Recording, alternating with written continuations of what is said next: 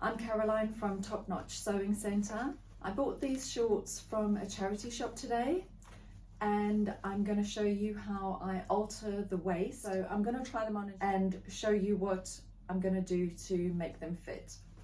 So these are the shorts on.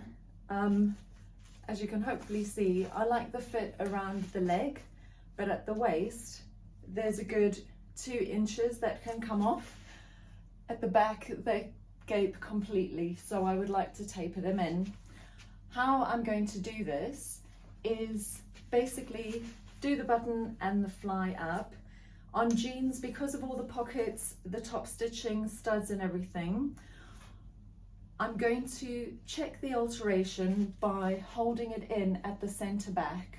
I'm going to pinch in with my fingers until it is feeling comfortable around the waist. And there's 2 ways that you can know what the measurement is. So the first thing you could do is, if you have some long and sturdy dressmaking pins, carefully put a pin through the top of the waistband. Or alternatively, you can get some tailor's chalk and where the waistband, from where it sits flat and then starts poking outwards like a dart, draw in that little groove on one side and then the same on the other side. So I've got some tailor's chalk here. It is a bit awkward. If you had someone to help, it may be a bit easier. I'm going to mark it with chalk and then I'm going to put a pin in as well, just to double check that the chalk and the pin are lining up. Another thing to do is check how far the fullness goes down.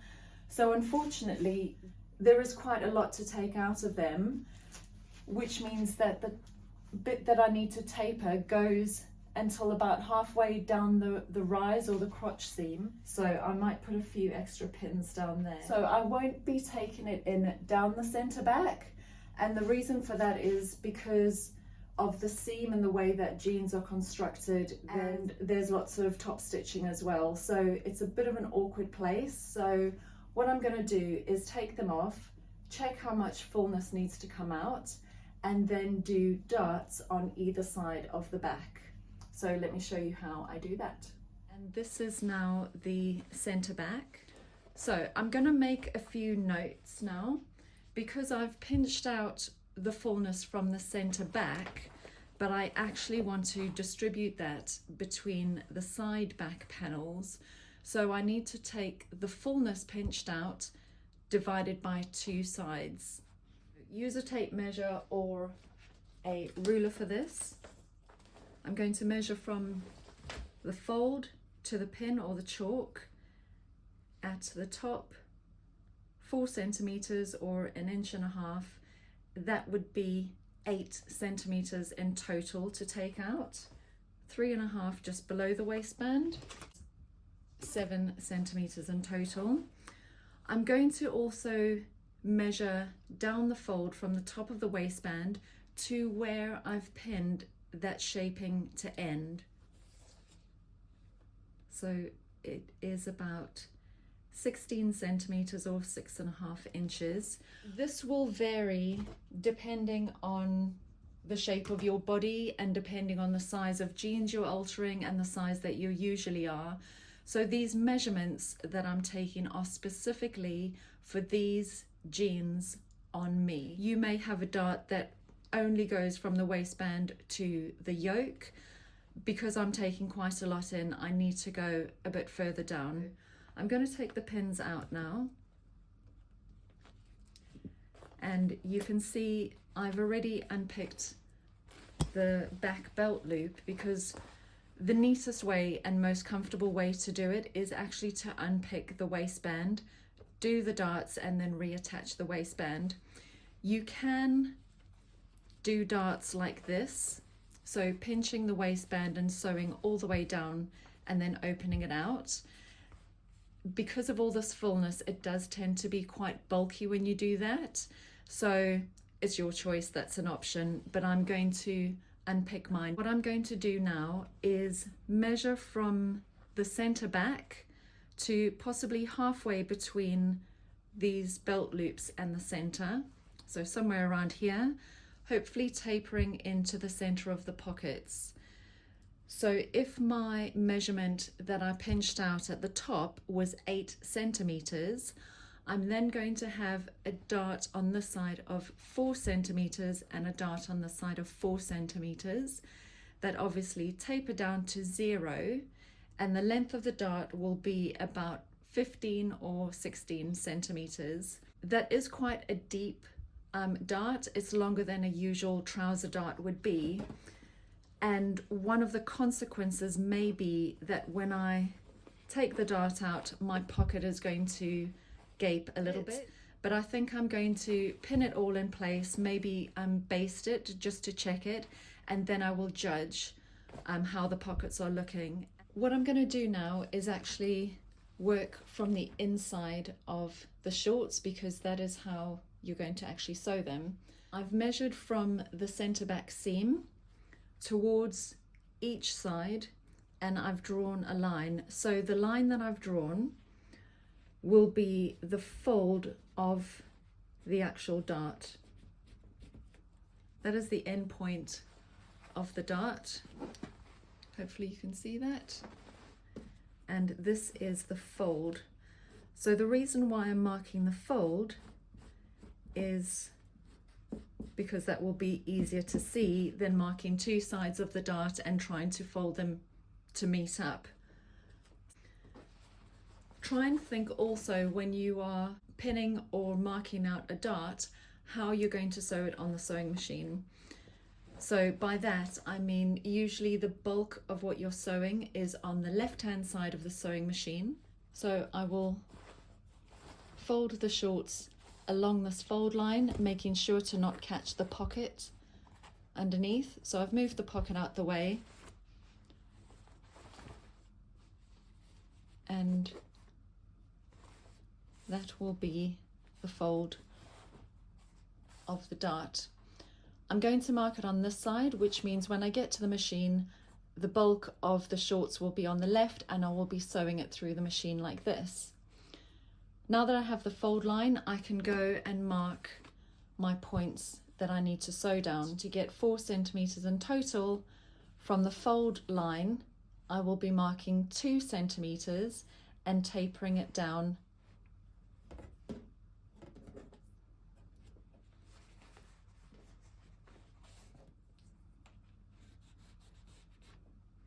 This would be the dart that I'm pinching out. What you can do now is either hand baste it in place just to try the shorts on or the jeans on again and check the fit, or you can use a long stitch on your sewing machine. Alternatively, you can use pins along the actual sewing line. What I would like to do is actually check on this yoke seam as well from the right side, because the yoke seam is diagonal, which means taking a seam down there would possibly make the seam on the yoke not meet up. So I want to check what that is going to look like. So that is our dart on one side. Okay. The waistband will actually be unpicked, so the seam will not be here. I'll be creating a seam down the center back and then covering that seam with a belt loop again. But just for fitting, I actually do need to pin the waist as it is now. My main concern is that yoke seam not meeting up. In the meantime, I'm going to do exactly the same on the other side.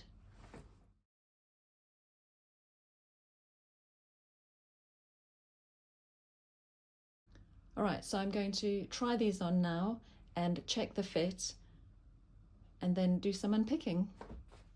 So be really careful when trying your jeans on, especially if you've used only pins, because they can come out. So I think that the waist is fitting a bit better. Obviously it doesn't look great because there's so much fullness here.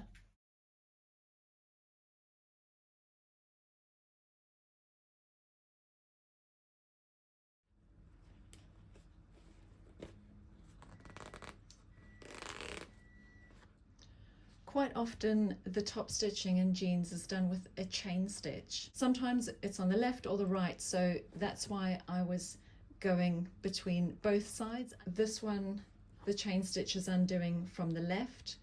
So if I pull this, the stitching just comes out. I don't need to use the seam ripper for the whole seam, and my waistband is now free.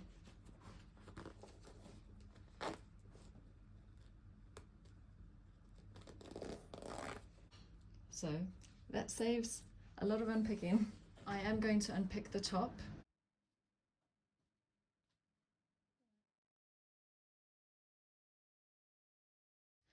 I've only done as much as I need, so just past where the dart is going to be.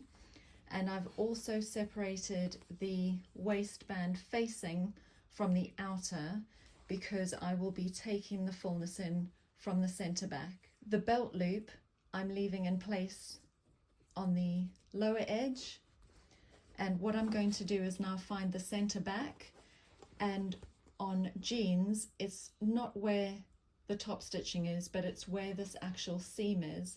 I'm going to mark that on both the outer and the facing piece of the waistband. From the inside, I'm going to fold the waistband until the top edges and the bottom edges meet. So these pins mark the actual center of that fold, and then I need to sew 4 centimeters from this fold, which gives me 8 centimeters in total. Right, so I've sewn the waistband, and because I've got so much fabric here, I'm going to cut that down. I'll leave about a seam allowance of about 2 centimeters.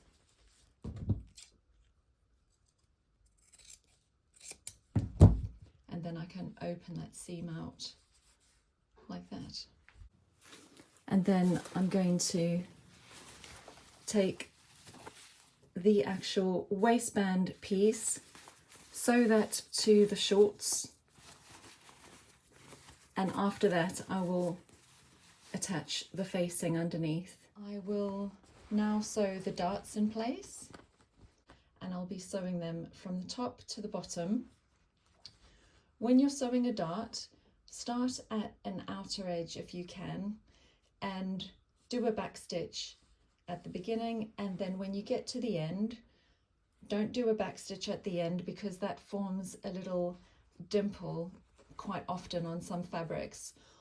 I'm going to just run the stitching right off the end, leave long tails, and then tie those in a knot. So I'd usually do at least 3 overhand knots.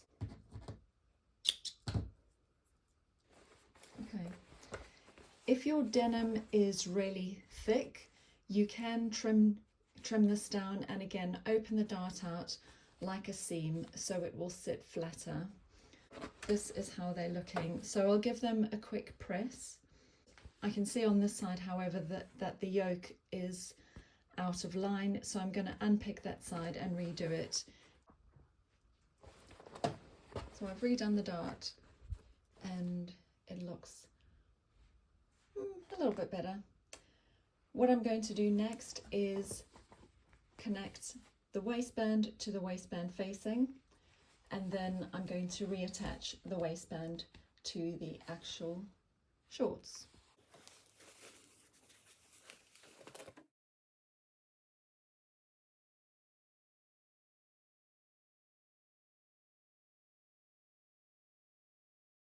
I'm going to trim down some of the seams on the inside because there's just too much fullness there.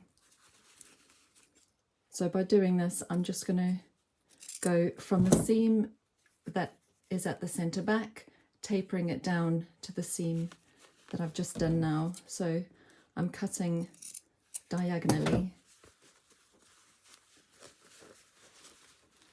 So this is the top end of the waistband. I'm going to then top stitch it to continue this seam across the top edge there. Keep your belt loop out of the way. You don't want to stitch that in just yet. So I'm going to pin that out of the way. and bring the waistband over to meet the body sections. The darts would usually face towards the centre back. I'm still not sure about the bulk over here. I'm going to cut one side and see what it looks like. So from the stitch line of my dart, I'm going to leave at least 1 centimetre, maybe 1.5. That's 3/8 of an inch. So your cut will taper towards the point as well. And then you can go through that fold and just cut a bit more away. This allows you to open the seam up like this. So if you have a clapper or a rubber mallet, you can actually press those seams flat. And I think that is going to be more comfortable than having both layers of the yoke facing one direction. So I'm going to do the other side as well.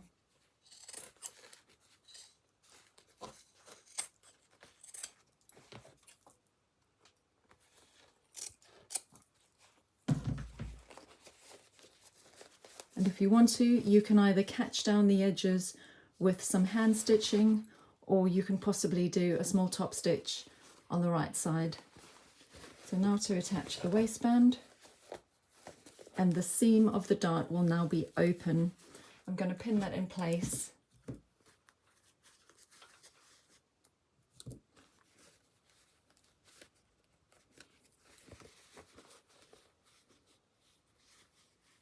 Whenever I'm doing something like this, I will keep checking from the right side of the jeans to make sure that it looks good, because with the wash process on different coloured denim, there might be a colour difference. So I want to make sure that when I'm sewing the waistband in, I'm not leaving any dark denim showing. I want that all covered up in the stitching. Basting is the most accurate way of getting that right. You can baste by hand or by using a long stitch on the machine. So this is something I don't really want, which means I'm going to move the waistband slightly lower to cover this up. Okay, that's better. On a stretchy fabric like this denim, before they actually attach the waistband in the factory, they've done a stay stitch, which you can see here. If you have unpicked any of that, it might be a good idea to restitch it, just so that the one layer is not stretching more than the other. So on the centre back section, usually you would have your cut edges matching, but because I've had to move it down slightly on this side, my top edges will not match exactly. So again, I'm continually checking from the right side. The waistband is pinned in place. I'm just checking it from the right side. So there's only pins in here, but I want to make sure that the seam is in the right place, and this dark line here is where the top stitching will go. My facing of the waistband is still free, and I'm just going to sew across this section on the inside.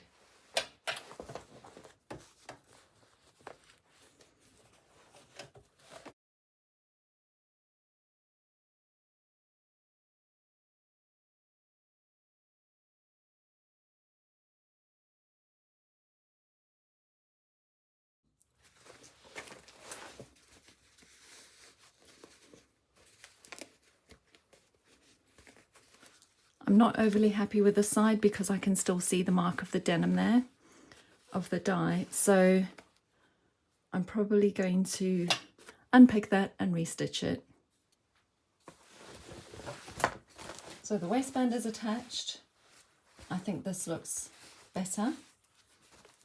And what I'm going to do next is continue this top stitching. So I don't have denim top stitching thread, and I also don't have this colour. So what I've done is selected all of the colours of thread that I think are similar or close to the colour that's used here. Even though I don't have an exact match, I've decided that using both of these together will form a nice top stitching thread. It will be a little bit thicker. So I'm going to use them in a similar way to what you would do a twin needle, but I'm going to put both threads through the same eye of the same needle. So if I use both of these colours together, it will form a colour which is really similar to that top stitching thread.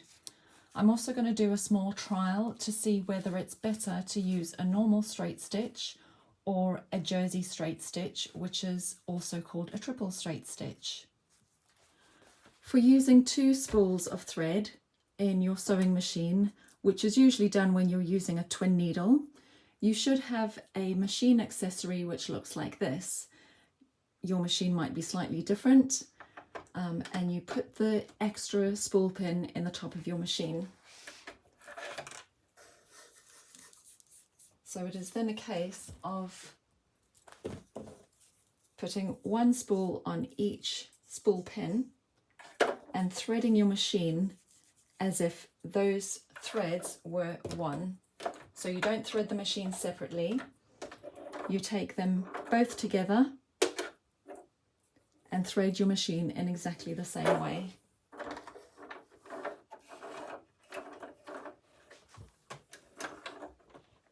If your machine has an automatic needle threader, you could use that.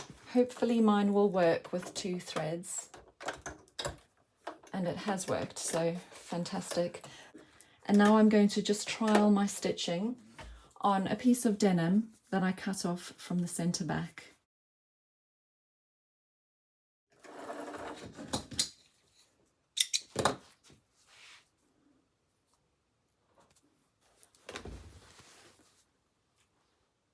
So that is quite similar. I'm going to try the triple straight stitch.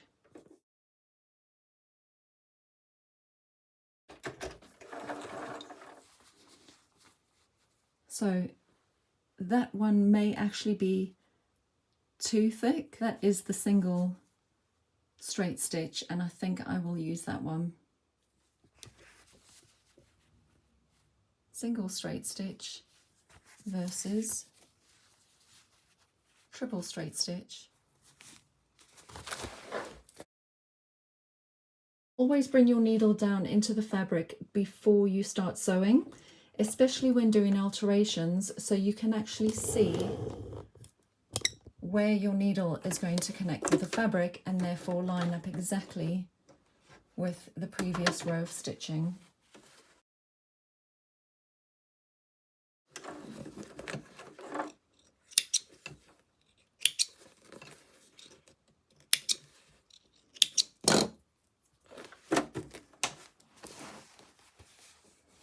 Not too bad. And now for the lower seam. This is the one that I want to make sure I catch the facing into. So I've folded the facing back down towards the inside of the trousers.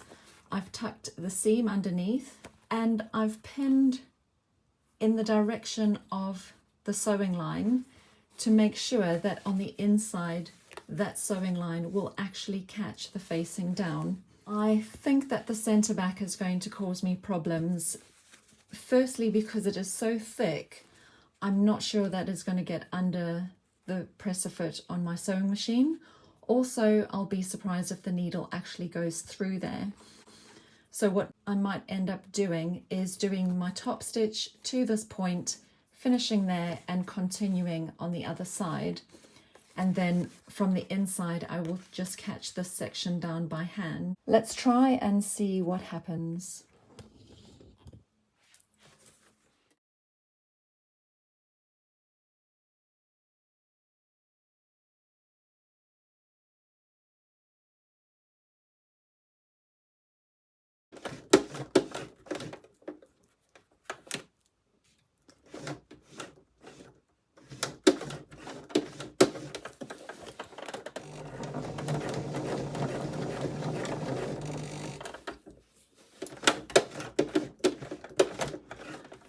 On this section, I'm actually using the hand wheel and turning it 1 stitch at a time just to ensure that my needle won't break.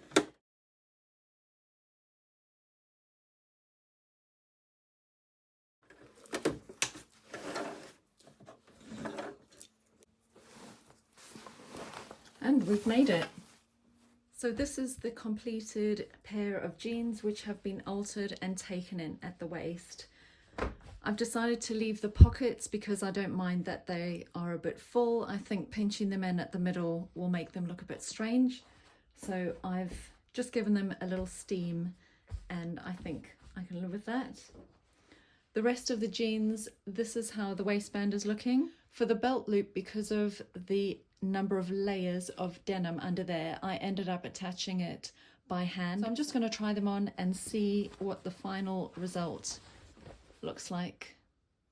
So remember, the front wasn't much of an issue. The problem was the back gaping really badly. So now it's sitting quite flush to my back. It feels comfortable. Even if I lean forward, if I was to sit down, there's not much gaping going on there. The pockets are a little bit baggy, but at least I can still get a hand or a mobile phone in there.